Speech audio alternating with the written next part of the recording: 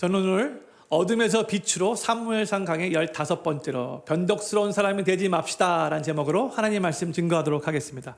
저는 2주 전에 사무엘상 13장의 말씀을 나누면서 사울이 이제 이스라엘의 왕이 되고 약 2년 정도가 지난 후 그때 블레셋과의 전쟁을 치르게 되는데 엄청난 큰 위기 가운데 사울이 어떻게 대처했는가를 나누었어요.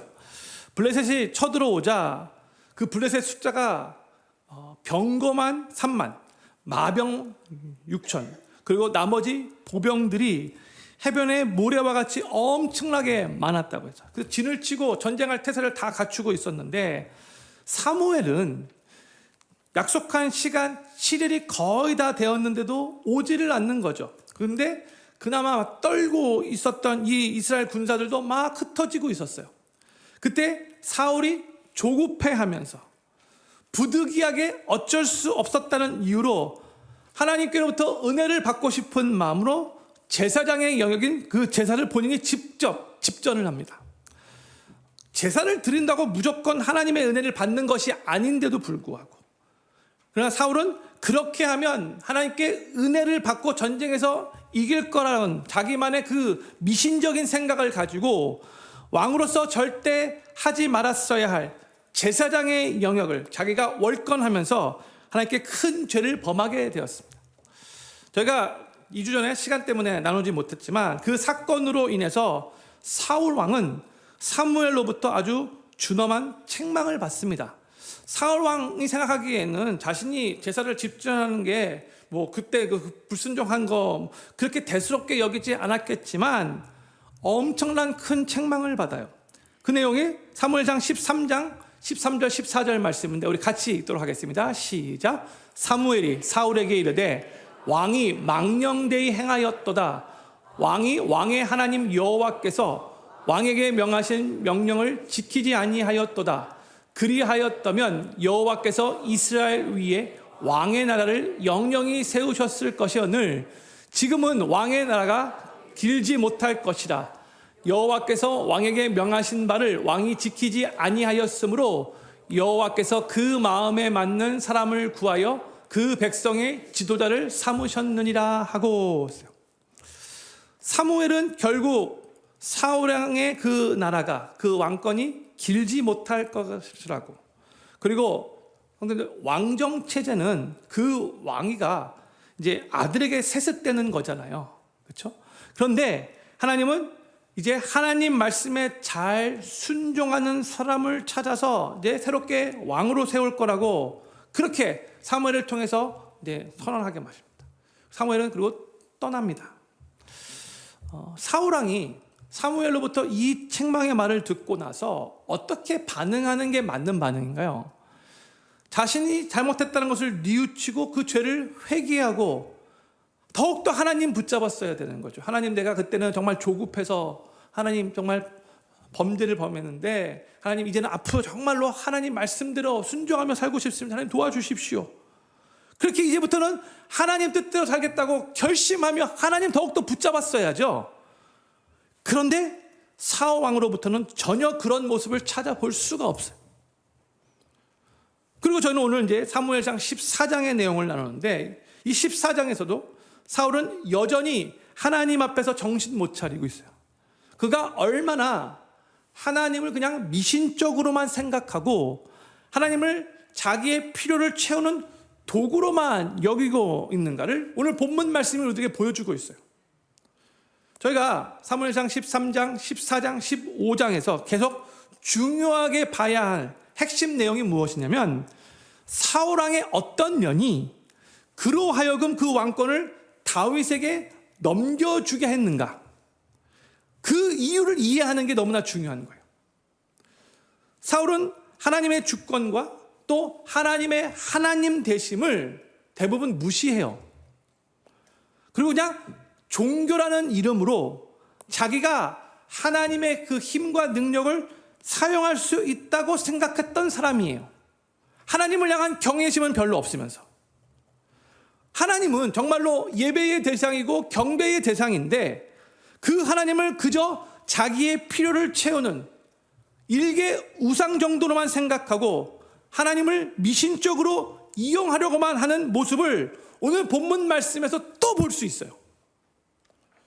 저는 오늘도 이 사울을 우리의 반면교사 삼아서 우리의 삶을 한번 돌아보기를 바라고 2024년에 우리의 삶은 사울과 같지 않았는가, 진솔하게 우리 자신을 돌아보고 이제 2025년에는 동일한 실수를 범하지 않기를 바라는 마음으로 하나님 말씀 경청하며 들어주시기를 부탁드려요. 먼저 오늘 본문 말씀의 배경을 알려드리겠습니다.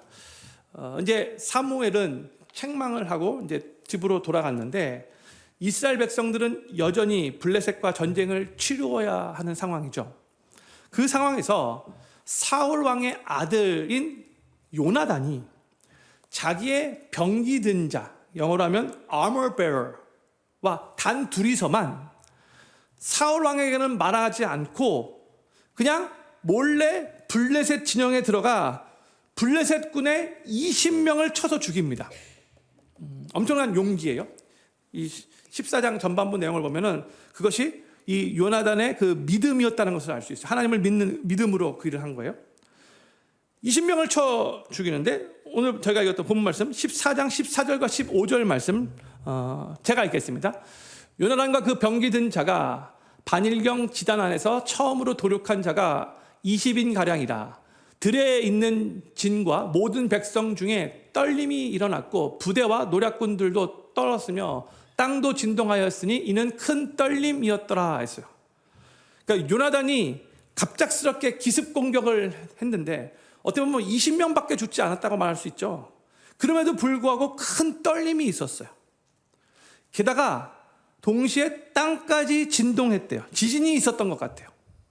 그러니까 막 20명이 죽었다고는 소리가 나고 막 서로 막 불안한 상태에서 막 지진까지 막 일어나니까 그로 인해 이 블레셋 군대가 이리저리 막 흩어지기 시작한 거예요. 그런데 이제 이스라엘의 파수꾼이 저쪽 편에서 이제 블레셋 지경을 이렇게 보고 있다가 이상하다. 갑자기 저 블레셋 군들이 막 흩어지네. 그것을 보고 이제 사울 왕에게 곧바로 알리게 되죠. 그때 이제 사울 왕이 어떻게 된 일이 왜 갑자기 저들이 저렇게 막 흩어지지? 혹시 우리 중에 누가 저 블레셋 진영으로 갔는가 한번 알아봐라. 이렇게 말을 하는데 곧 사울 왕의 아들이었던 이 요나단이 병기 든 자와 단 둘이서만 그 블레셋 진영에 들어갔다는 소식을 들어요. 아들이 홀로 적지에 들어갔다는 말을 듣고 나서 아버지로서 사울 왕이 많이 놀라고 걱정됐겠죠. 이 자식이 봐, 엄마나. 그래서 아빠로서 사울은 빨리 하나님의 궤를, 언약궤를 가지고 오라고 명령합니다. 그러니까 하나님께 이 전쟁이 어떻게 될 것인가를 아뢰면서 하나님의 뜻을 구하려고 했던 거죠. 이 내용이 오늘 본문 17절 18절에 있는데 제가 한번 읽겠습니다. 사울이 자기와 함께한 백성에게 이르되 우리에게서 누가 나갔는지 점거하여 보라 하고 점거한즉 요나단과 그의 병기 든 자가 없어졌더라.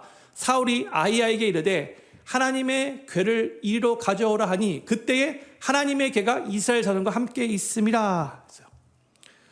사울 왕은 아들이 홀로 이 적군의 진영으로 들어갔다는 그 말을 듣고 많이 놀라고 걱정되어 하나님의 그 언약궤 앞에서 여쭙고 하나님의 뜻을 구하려고 했어요.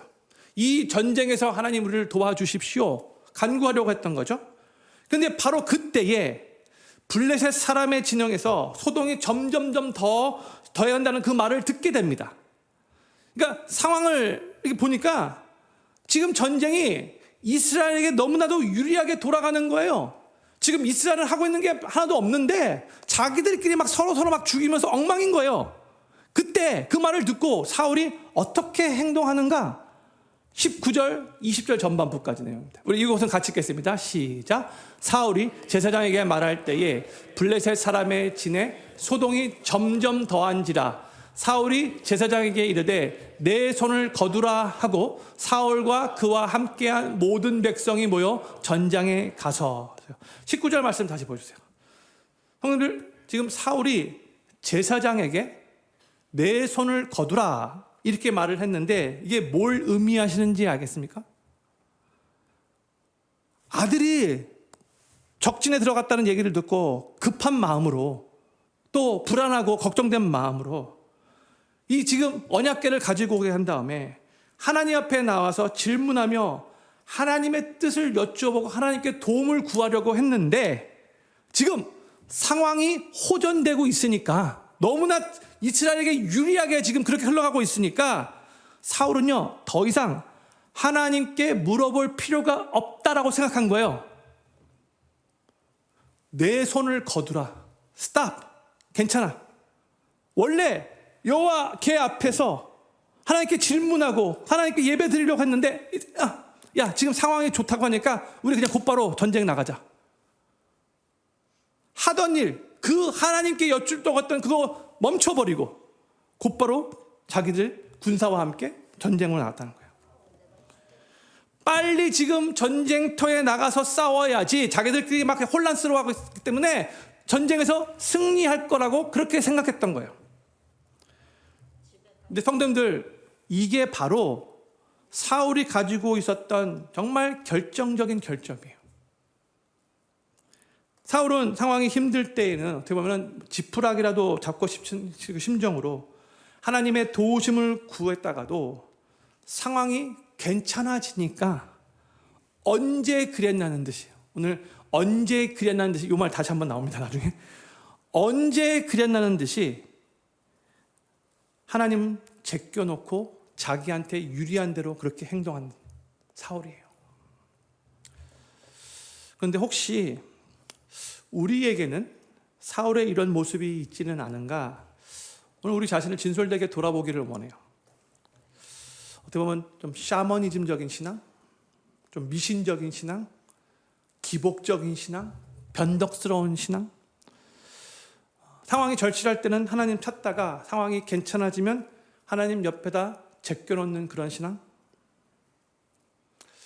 이 땅에 있는 종교들은 다 인간들이 만들어낸 거잖아요. 그래서 거의 대부분 자기 중심적이에요. 내 유익을 위해서 어떨 때는 달도 동원하고 해도 동원하고 나무도 동원하고 신령님도 동원하고 내가 원하는 것을 얻기 위해 모든 것을 동원해서 열심히 빌면서 자기가 원하는 것을 갖는 아주 미신적인 기복적인 신앙이라고 할 수 있어요. 세상의 종교들. 이 미신적이고 기복적인 신앙은 신을 섬기고 경배하며 그 신의 뜻에 따라 자기의 삶을 헌신하는 것은 별로 없고 그저 그 신이 가졌다고 하는 그 힘과 능력을 내가 사용해서 내가 원하는 결과를 얻으려고 하는 종교적인 행위만 있어요. 거의 대부분. 다급하고 절박할 때는 사울의 심정으로 나와서 막 부르짖다가 상황이 좋아지면 하나님 멀리하고 언제 그랬다는 듯이 또 옛날로 돌아가고 그러다가 또 상황이 또 어려워지면 또 하나님 앞에 나와 막 울다가 또 상황이 또 괜찮아지면 또 다시 하나님 멀리하고 저희가 정말로 경계해야 할 것이 바로 이런 기복적인 변덕스러운 신앙이라는 거예요. 저희가 이미 사사 시대의 악순환에 대해서 다시 한번 나누고 싶어요. 이스라엘 백성들이 하나님께 범죄하고 이방신들을 섬기며 영적으로 타락하게 되면 하나님은 이 주변 국가들을 세워서 이스라엘 침략해 하고 이렇게 압제하는 그러한 징계를 내리셨어요. 그러면 그 압제 가운데 고통받고 있었던 이스라엘 백성들은 뭘 해요? 하나님 앞에 또 도와달라고 부르짖죠. 참 재미있는 게 이스라엘은 꼭 고통을 받아야지만 하나님께 부르짖어요. 그리고 하나님은 또 이스라엘이 부르짖으면 그 기도를 들으시고 사사들을 세워서 이스라엘을 구원해 주시죠. 그리고 나서 또 구원받고 나면 또 좀 시간이 흐르면 또 하나님 앞에 또 범죄하는 이스라엘 백성들이에요. 이스라엘의 범죄, 하나님의 징계, 이스라엘의 부르짖음, 또 하나님의 구원, 또 이스라엘의 범죄, 하나님의 징계. 이게 계속해서 악순환이 300년 넘게 사사시대 동안 지속됐죠. 그런데 우리 하나님은 이스라엘이 부르짖을 때마다 그 기도를 들으시고 항상 구원해 주셨어요. 지금 구원해 주면 또 머지않아서 하나님 멀리하고 범죄할 것 하나님이 다 이미 알고 계심에도 불구하고 이스라엘 백성들이 부르짖을 때마다 하나님은 변함없이 신실하게 그 백성들을 구원해 주셨다는 거예요. 만약 제가 하나님이었다면 이스라엘이 그렇게 부르짖을 때에 안 들어주고 싶을 것 같아요. 얘네들 지금 장난하나? 지금 들어주면 또 나 멀리하고 또 범죄할 텐데 너희도 좀 더 생고생 더 해봐라. 이런 마음이 들 것 같아요. 제가 하나님이 아닌 게 참 다행인 거죠. 그렇죠? 많은 때에 우리가 우리 자신을 볼 때도 정말로 이스라엘 백성들과 너무 비슷해요. 좋을 때, 편할 때, 모든 일들 잘 나갈 때 그때 별로 하나님 의지하지 않고 하나님 찾지 않아요. 도리어 하나님 멀리해요. 교만해져요. 그리고 쉽게 죄지어요. 그러다가 또 어려운 일이 닥치고 환난을 만나게 되면 다시 하나님께 매달리고 또 도와달라고 부르짖죠. 꼭 이스라엘 백성들과 똑같아요. 근데 성도님들, 하나님은요 우리에게 항상 신실하신데 우리는 하나님께 너무 변덕스럽다는 거예요. 이게 문제예요. 한국에서 연중에 새벽 기도회에 참석하는 숫자가 언제가 제일 많은지 아십니까? 11월이에요. 왜 그런가? 11월에 뭐가 있어요? 수능 시험이 있었어. 자녀들 수능 시험 잘 보게 해달라고, 좋은 대학 가게 해달라고 열심히 부모들이 기도하는 거예요. 그런데 수능 시험이 끝나면 어떻게 돼요? 새벽 기도가 다시 썰렁해져요. 우리가 새벽 기도에 잘 나오는가 잘 안 나오는가만을 가지고 신앙 전체를 말할 수 없죠. 또 우리가 힘들 때, 도움이 필요할 때 아예 안 기도하는 것보다 그래도 기도하는 게 훨씬 더 낫죠. 알아요. 그렇지만 그럼에도 우리의 신앙이 너무 기복적이고 너무 변덕스러울 때가 많다는 거 부인할 수 없어요. 내가 필요한 게 있을 때 그때 하나님 찾고, 내가 필요한 게 별로 없을 때는 하나님 옆에다 제껴놓는 그런 모습. 사울이 자신의 왕권을 결국 다윗에게 넘겨주고 비참하게 인생을 마감하게 된 근본적인 이유가 바로 여기에 있다는 거 우리가 기억해야 돼요. 사울은 하나님을 그저 자기의 승리, 자기의 성공을 위한 도구로만 생각했지 하나님을 정말로 경외하면서 경배하고 하나님을 높이는 그런 태도는 거의 없었어요. 저는 그동안 사역하면서 제가 1995년부터 전도사 생활을 시작했는데 주변에 있는 성도님들께 기도 부탁을 받아 열심히 기도를 해 주었는데 그 기도 응답을 받은 사람들이 그 후에 신앙이 미지근해지는 모습을 많이 봤고요. 심지어 하나님을 또 멀리하는 모습도 종종 봤어요. 안타깝죠. 형님, 제가 정말로 조심스럽게 말씀드리는데 어떨 때는요 기도 응답이 지체되는 것이 하나님의 축복일 때가 있어요. 기도 응답이 지체되면 힘든 상황 가운데 참 힘들겠죠. 그렇지만 때로는 하나님이 정말로 우리를 사랑하셔서 우리와 친밀하게 교제 나누고 싶어서, 우리가 너무나 교만해 있기 때문에 더 겸손히 낮아지기를 원해서 우리의 모난 부분들을 정말 하나님께서 다듬기 원하셔서 기도 응답을 곧바로 안아주실 수 있어요. 더 기다리게 만들 수 있어요. 성도님들 한번 생각해 보세요. 만약에 우리가 기도를 시작할 때마다 곧바로 기도 응답을 받게 된다. 만약에 우리가 마음대로 막 살다가 무슨 어려운 일이 생겼어요. 그래서 오늘 딱 기도하면 곧바로 딱 기도 응답이 딱 된다. 만약에 그런다면 사람들은 정말로 필요할 때만 하나님을 찾겠죠. 그로 인해서 그 신앙은 항상 어린 아이와 같은 미숙한 신앙에 머물러 있을 거예요. 그렇죠? 사랑하는 필그림교 성도님들, 성숙한 신앙은요, 신실한 사람들은요, 하나님을 항상 의지하고 한결같이 하나님을 찾는 사람이라는 것을 기억하시기 바랍니다. 그리고 우리 하나님은요, 그렇게 항상 하나님 의지하고 한결같이 하나님을 찾는 사람들을 하나님이 찾고 계시고, 그러한 사람들에게 하나님의 능력을 베풀어 주세요.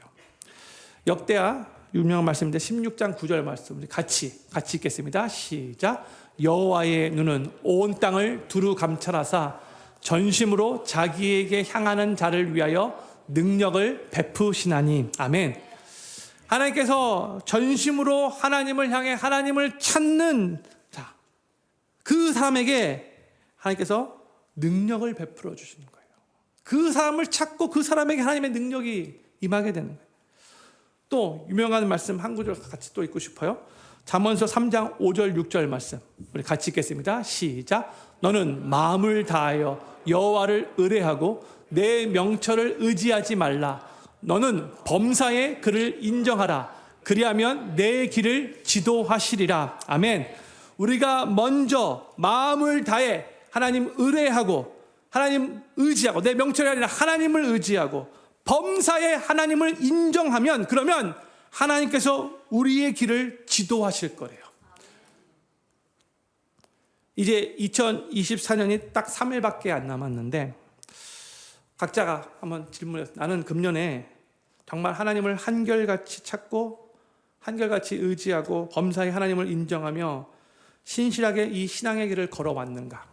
아니면 급하고 힘들 때만 필요할 때만 하나님을 찾지는 않았는가? 진솔되게 우리 자신을 돌아보기를 원해요.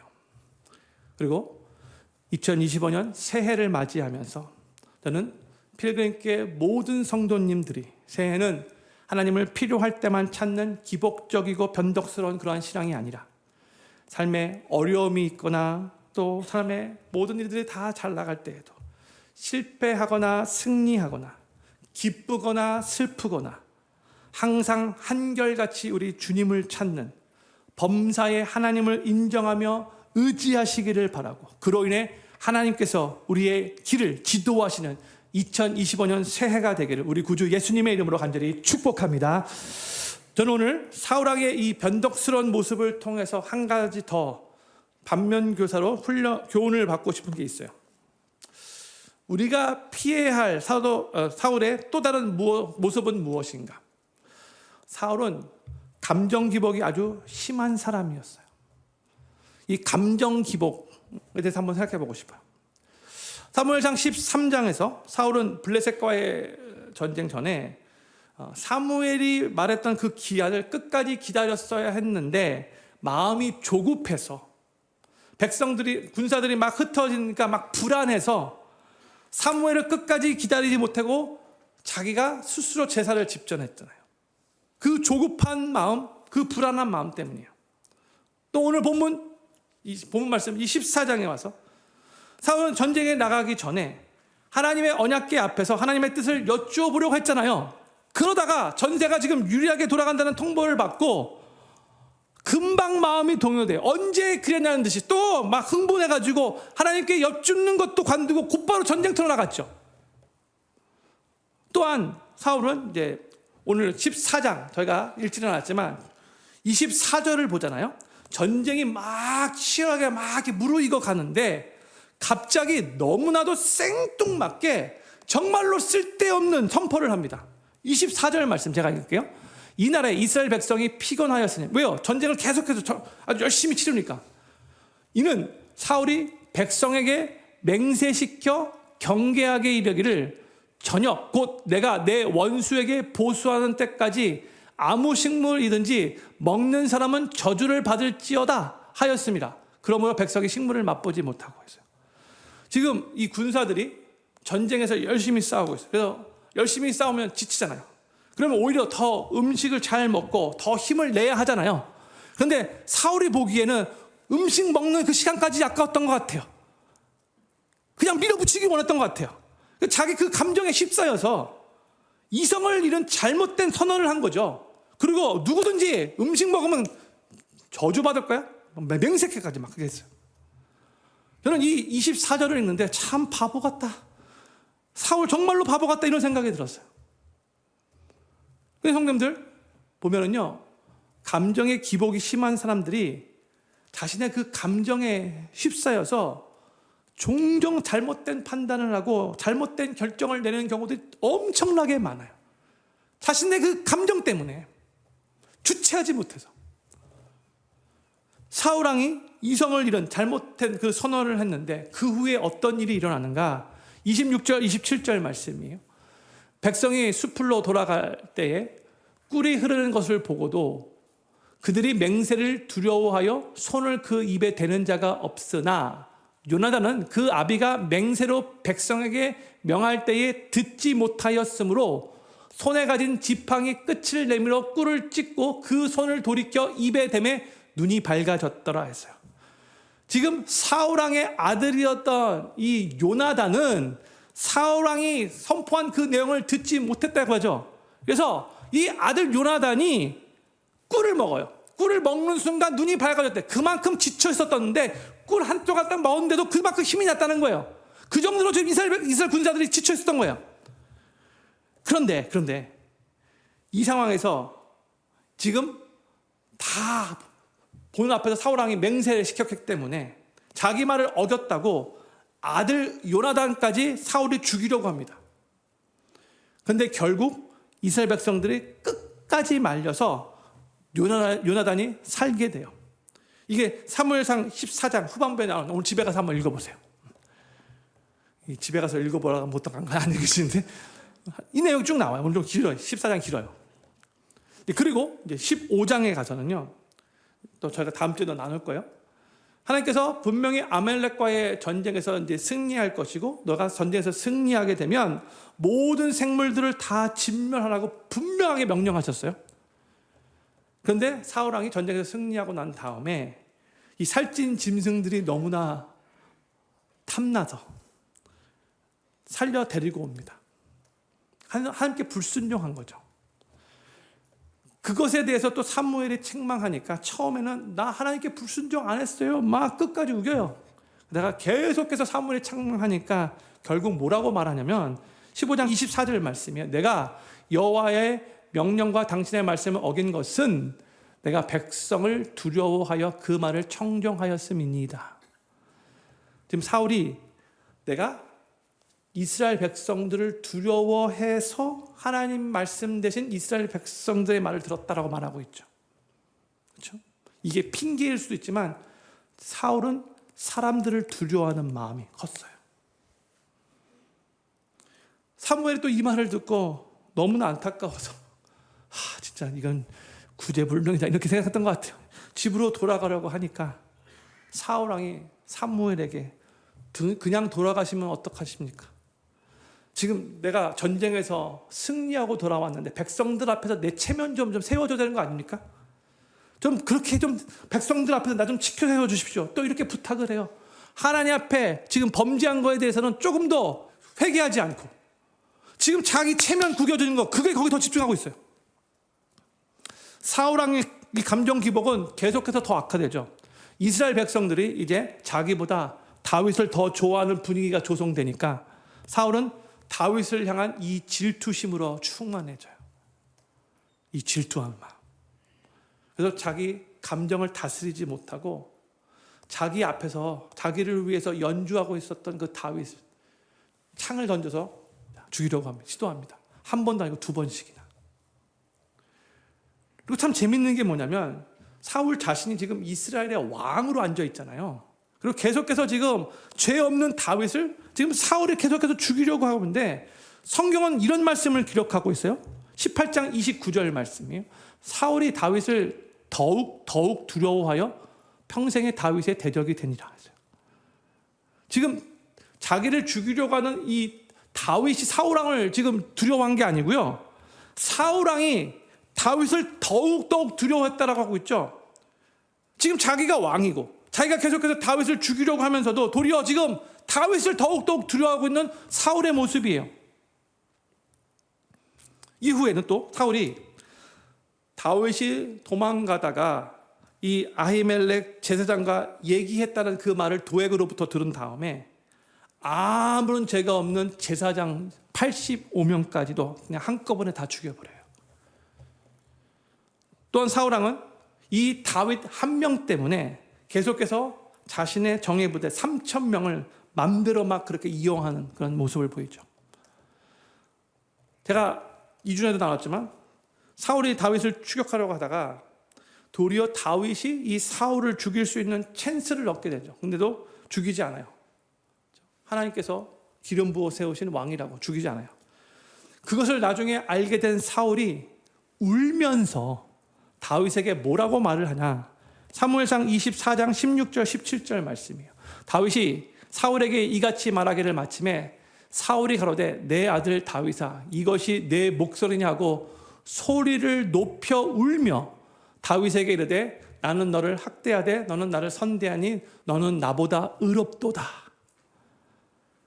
사울 왕이 지금 울면서 이렇게 말하고 있는 거예요. 너가 더 나보다 낫다. 그러면서 그뿐만이 아니라 20절과 21절에서 이렇게까지 말을 합니다. 보라 나는 내가 반드시 왕이 될 것을 알고. 지금 누가 하는 말이요? 사울이 다윗에게 하는 말이에요. 이스라엘 나라가 내 손에 견고히 설 것을 아노니 그런즉 너는 내 후손을 끊지 아니하며 내 아비의 집에서 내 이름을 멸하지 아니할 것을 이제 여호와로 내게 맹세하라. 지금 사울이 울면서 이렇게까지 다윗에게 말한 거예요. 그러면 어떻게 해야 돼요? 이제 다윗 추격하는 거 그만둬야 되잖아요.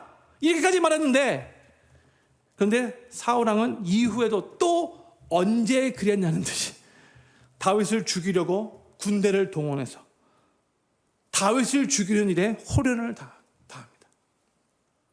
사울은 정말로 감정이 오르락내리락 왔다 갔다 업앤다운이 심한 변덕스러운 사람이었어요. 그리고 사울은 안타깝게도 끝까지 자신의 그 감정을 잘 조절하지 못했고 다윗을 죽이는 일에 자신의 전 인생을 쏟아붓다가 결국 비참하게 생애를 마감하게 되죠. 사울은 자신의 감정이 자신의 삶을 지배하도록 그냥 놔두었고요. 자신의 감정에 노예가 되어 비참한 삶을 살았던 인물이에요.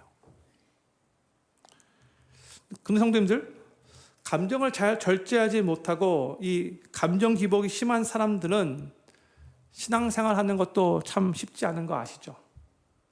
그렇죠? 그래서 은혜를 받으면 엄청 좋아하고 기뻐하지만 조금만 또 상황이 나빠지면 혹은 누군가로부터 어떤 안 좋은 얘기를 들으면 또 금방 우울해져요. 금방 낙심해요. 금방 화내요. 그래서 그날의 나의 감정 상태가 그날의 나의 신앙 상태를 결정하는 경우가 많아요. 근데 성도님들, 원래 이게 반대가 되어야 되는 거잖아요. 하나님을 믿는 그 신앙의 힘으로 우리 감정까지 잘 다스려서 하나님의 뜻대로 항상 감사하며 신실하게 살아가야 하는 거잖아요. 그 신앙의 힘이 우리 안에 있어야 하는 거잖아요. 성도들, 만약 제가 오늘은 의외로 충만해서 내가 하나님께 평생 헌신하겠습니다. 여러분들도 하나님 얼마나 좋은 헌신하셔야죠. 이렇게 말을 했다가 내일 누구한테 무슨 말을 듣고 금방 의기소침해져가지고 이거 못해 먹겠다 이렇게 말하고 그러다가 또 그 다음날 또 누구한테 칭찬을 들으면 또 금방 기분이 좋아져가지고 말이 또 많아져가지고 뭐 원래 인생이라는 게 다 그런 거죠 뭐 이렇게 쉽게 감정이 왔다 갔다 하고 감정 기복이 심하면요 아마 사람들은 저를 믿고 따를 수 없을 거예요. 막 흥분해가지고 막 입에 막 침투하면서 막 많이 할 때 조금만 더 기다려봐라. 금방 또 의기소침할 거다. 속으로 다 그렇게 생각했죠. 성도님들, 우리 마음속에 하루에도 수많은 생각들이 스쳐 지나가잖아요. 근데 그 생각들 중에 올바르지 않은 부정적인 생각이 우리의 감정을 지배하지 못하도록 하나님의 도우심을 구하며 이 부정적인 생각들이 우리 안에 자리 잡지 못하도록 그 부정적인 생각들을 떨쳐버릴 수 있어야 돼요. This is not from God. This is from Satan. 이건 하나님께서 온 생각이 아니지. 떨쳐버려야 돼요. 누가 만약 나에게 기분 나쁜 말을 했다면 계속해서 그 사람이 했던 그 말 묵상하지 마셔야 돼요. 기분 나쁜 감정이 나를 지배하지 못하도록 도리어 계속해서 하나님의 은혜와 하나님의 사랑과 하나님의 긍휼하심과 하나님의 선하심과 하나님의 아름다우심을 더욱더 묵상해야죠.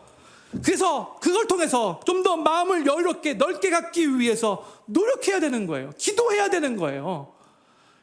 감정 기복이 심해서 배우자와 자녀들을 막 불안하게 만들지 않도록 내 감정을 잘 조절해서 가정에 평강과 화목이 있기를 위해서 정말로 노력하며 기도해야 돼요.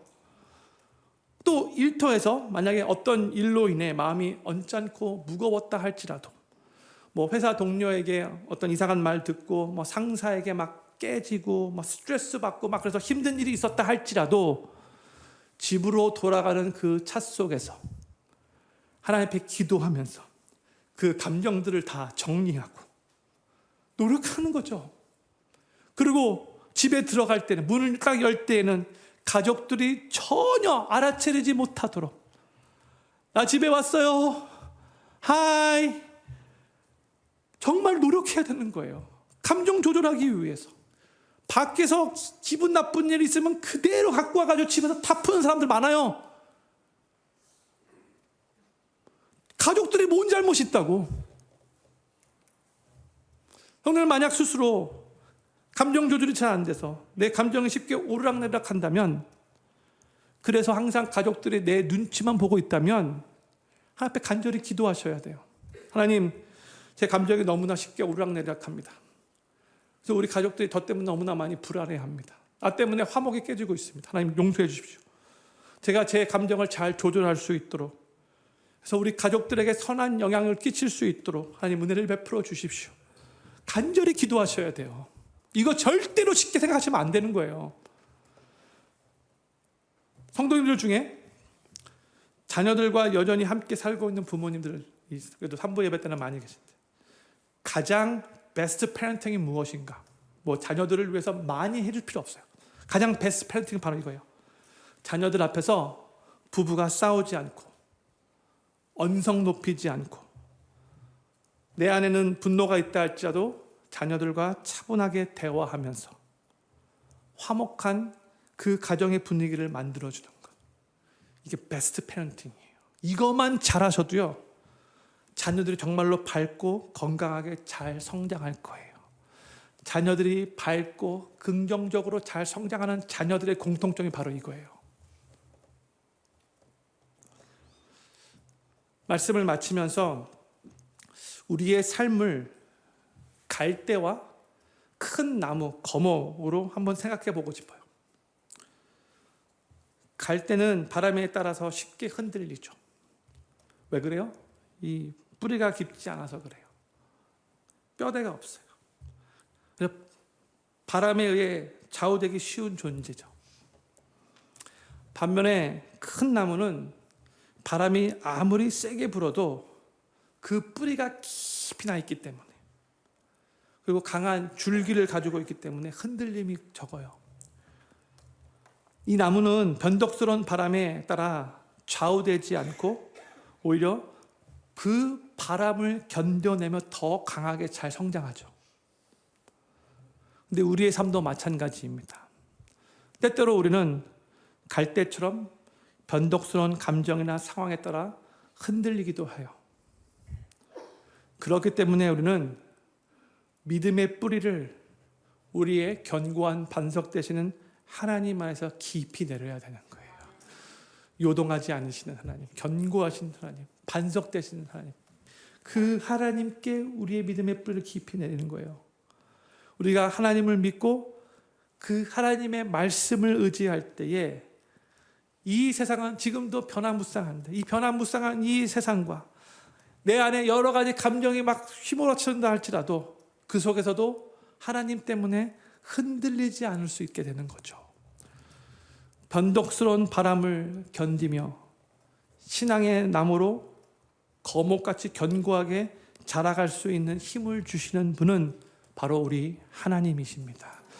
저는 필그림교회 모든 성도님들이 저한 상황과 또한 사람들의 말에 쉽게 흔들려서 감정 기복이 심하여 주변 사람들을 불안하게 만들고 또 쉽게 이 잘못된 결정을 절대로 내리시지 않기를 바라고, 하나님 안에서 반석 되시는 우리 좋으신 하나님 안에서 믿음의 뿌리를 깊이 내리셔서 하나님의 도우심으로 감정들을 잘 조절하시고 어떠한 상황 속에서도 주님이 주시는 그 평강과 기쁨을 누리시며 주변에 있는 사람들에게, 특히 우리 가족들에게 계속 선한 영향을 끼치는 삶을 살아가시게 되기를, 그러한 2025년 새해가 되시기를 우리 구주 예수님의 이름으로 간절히 축복합니다.